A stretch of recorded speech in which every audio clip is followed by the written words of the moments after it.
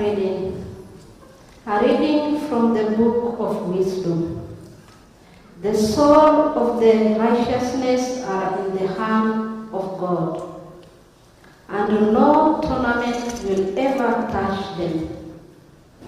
In the eyes of the foolish, they seem to have died, and their departure was thought to be an affliction.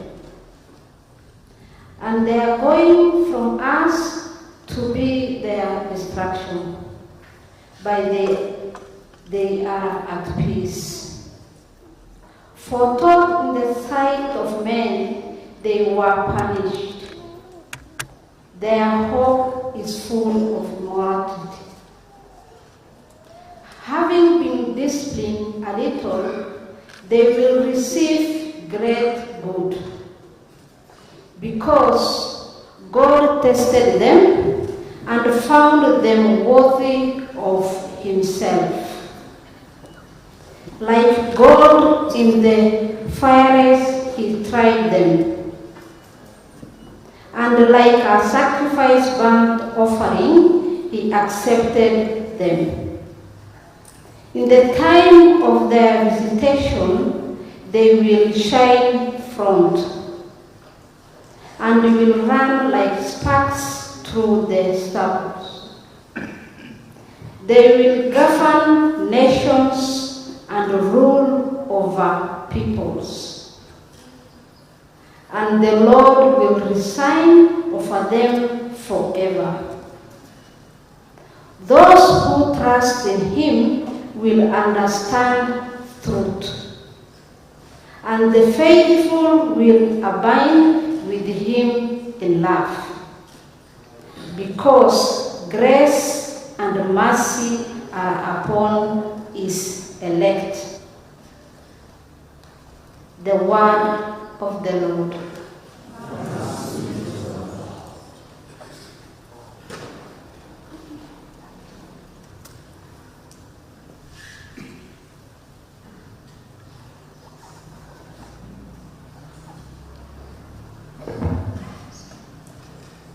The responsorial psalm. The responsorial psalm, and the response is, the Lord is my shepherd, there is nothing I shall want.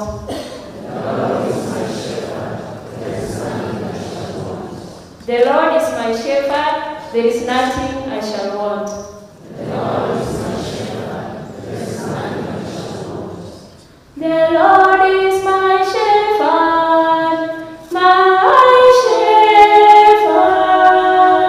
there is nothing I shall want.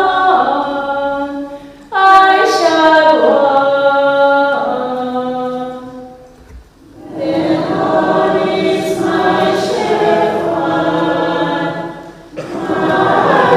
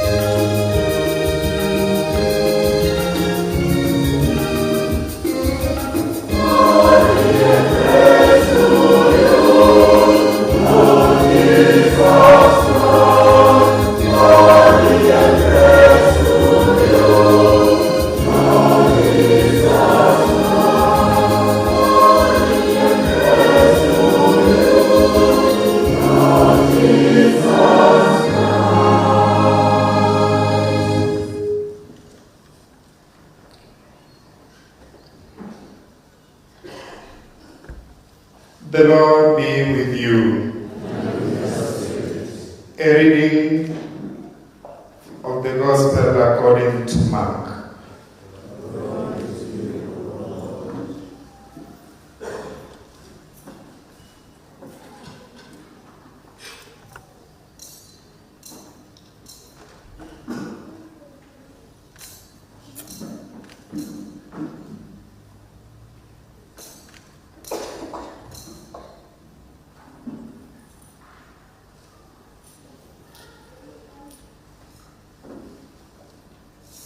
When Jesus had crossed again in the boat to the other side, a large crowd gathered around him, and he stayed close to the sea. One of the synagogue officials, named Jairus, came forward. Seeing him, he fell at his feet and pleaded earnestly with him, saying, "My daughter is at the point of death. Please, come, lay your hands on her, that she may get well and live." He went off with him, and a large crowd followed him and pressed upon him. While he was still speaking, people from the synagogue official's house arrived and said, "Your daughter has died. Why trouble the teacher any longer?"